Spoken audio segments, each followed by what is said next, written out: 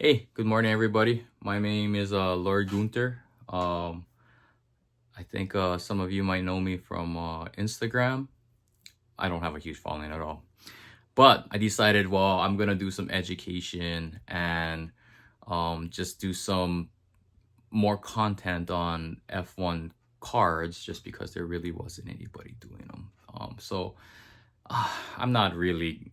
I spent hours trying to do these reels and stuff, and dude, I must be getting old or something. But yeah, it's challenging to make content on Instagram and some of these like cuts and do these things. Well, you know what? I was like telling people, I was like, yo, that stuff's really, really difficult. So in general, I decided to maybe do like I'm better at like talking. Maybe I'm just better at monologuing or maybe even just talking to people. So I decided, well, I'm just gonna do like some shorts. So anyways, my channel's name is Lord Guenther's House of F1. Where that name originated from was I definitely love Guenther Steiner from Drive to Survive fame, from the Haas team. No, I'm not a big Haas fan at all, but I definitely like Guenther Steiner. So there, I like Guenther Steiner. During my F1 collecting journey, I stumbled upon some Star Wars cards, and as a kid, I was always a Star Wars fan. So I ended up combining the two and saying Lord Guenther's. And I figured out what's pretty cool, like House of F1. Like I just like this is so regal. And I just ran with it. So I am Lord Guenther. I collect F1 cards. I am an F1 fan at heart, and I collect Star Wars cards. So maybe we'll get some Star Wars content too as well. But I'm also a big Lando Norris fan.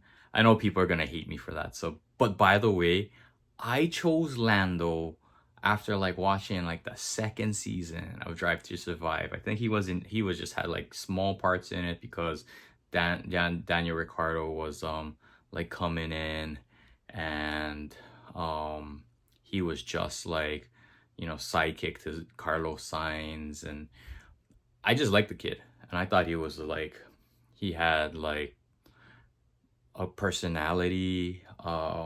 He just was a fun dude, I thought, and he definitely wasn't one of the main guys. And out of all the rookies that year, everybody was like George Russell, George Russell, George Russell, or well, Charles Leclerc is gonna be like the heir apparent, or and then well, Max Verstappen's gonna be like world champion, and he was.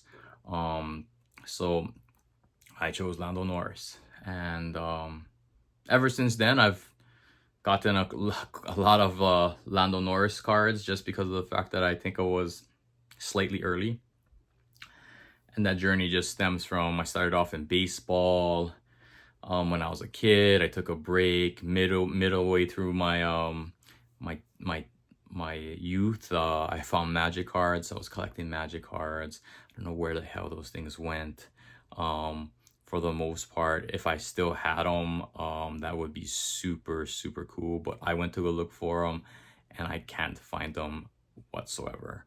So that being said, I ended up like taking another break. I went through school and everything, and then probably in 2019, I found cards again. Yeah, so yeah, in 2019, actually 2018, I ended up like hearing like I knew about Shohei Ohtani because when I went to Japan a couple of times before, and he was like this young superstar, and I'm Japanese. I mean, I grew up in my hometown when I was a kid. Like Ichiro Suzuki played for like a year in my hometown, and this is in Hawaii, of course. And he was like 20 something years old, and I honestly have an autograph of his. Wait, let me go look for it. I think it's right here.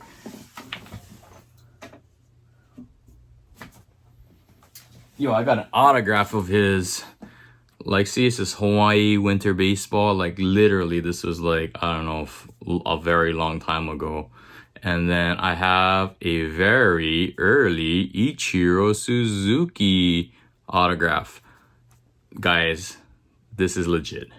I actually had an earlier one, like super ugly. And I mean, this one's totally faded. I mean, I never really took care of it. I mean, I was a kid, probably 10 years old at the time. So that's how I started. I got into chasing after Shohei. I only bought one box, actually, to be honest. I bought one box to chase Shohei Ohtani's red Bowman auto, because I think there was a bounty on it for like 250K, and I was like, wow, that would be a nice little come up, right? So I ended up doing that. Didn't hit anything, obviously. I think I got Clint Frazier blue, and I was like, oh, who the hell is this dude? And he's rubbish now. And then I got into basketball. I bought a box to chase after Zion Williamson. I ended up hitting like a 1-of-1 like Cam Reddish, who, I mean, I fizzled out, but I mean, I sold it for more than I paid for the box. So and then I got into that whole COVID time frame where basketball was going off and ordering stuff online and whatnot. So it was a fun time. But during that time, I started watching Drive to Survive, and that's where I was like, dude, this Guenther guy is like super good. Like, dude, I love him. I love him. I'm kind of that same way. I'm like happy go lucky, but I'll get like angry and be like grouchy and stuff. Same way. So saw that, fell in love with Lando. Figured out that, I wonder if there's some cards, because I'm always looking for other stuff. Like, I don't like to just collect your normal stuff. So ended up finding out that there was 2020 Chrome coming out for F1. I bought like 2 boxes from this random company in Canada. And I don't even know what the name of the company is by now. Got the boxes in. I called up a buddy. I was like, yo, this is the first time I'm going to be opening F1 cards. You want to check this out? Open the cards up, start rifling through them, and I hit this like goldish card. I'm like, what the hell is this thing? I'm looking at it. I'm like, well, I think this is a superfractor. I've never hit one before because I hadn't been opening like modern Topps products. Oh, it has all the gold swirls. Oh yeah, this is definitely a superfractor. Show my buddies, look at this. It's not numbered. I was like, what the hell is that? It's not numbered. Find out that there's a 70th superfractor. I hit the max 70th superfractor card out of my first box, and that's history. I ended up finding the second one of that. I'll talk about that later in another segment, but there's like 2 of them. And I literally found the second one like 2 weeks later on eBay, and I offered the guy, I mean, just a decent penny for it. And he ended up selling it to me. And that's how I got my 2 Max Superfractor cars, which I'm not a Max fan, but I mean, I never needed to buy another Max card because of that, and that let me focus on getting my Lando PC up there. So yeah, that was fun. That was definitely fun. So yeah, I ended up getting really deep into it. I bought like a couple more boxes after that, and a couple more boxes after that. I started realizing, you know what, it's better to just buy singles. Even though those boxes were like semi-loaded, like I feel like if you hit a couple boxes, you'd hit some good stuff, and then you could get a Botas box, right? Is what we were calling it. So, but that was a different time. So boxes were, I think, like $600. I told a friend that like if you can buy one at like $450, which they ended up going down to, I guess, because like a bunch hit the streets. But I was like, yo, if I can find, I'm gonna try to buy as many boxes as I can for $450.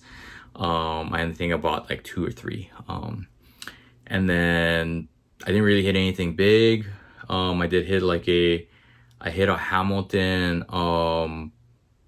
Hamilton printing plate of his thumbs up.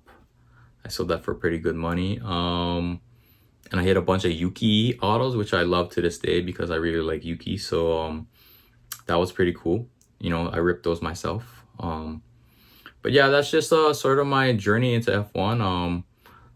I think I got in early enough where I was able to pick up a bunch of good cards. So I'm not really like dying to get through stuff or dying to just pick up new product and pick up card after card after card. I'm not really chasing because my guy is Lando, and I've already got a pretty good Lando PC. So I'm not, I mean, I don't have to be like out here like not wanting to tell you guys the secrets of what to do and how I play it and whatnot. So I feel like it's a good time. So started up this channel to kind of like, I love watching races. I'll be going over some of the race stuff and how that impacts cards.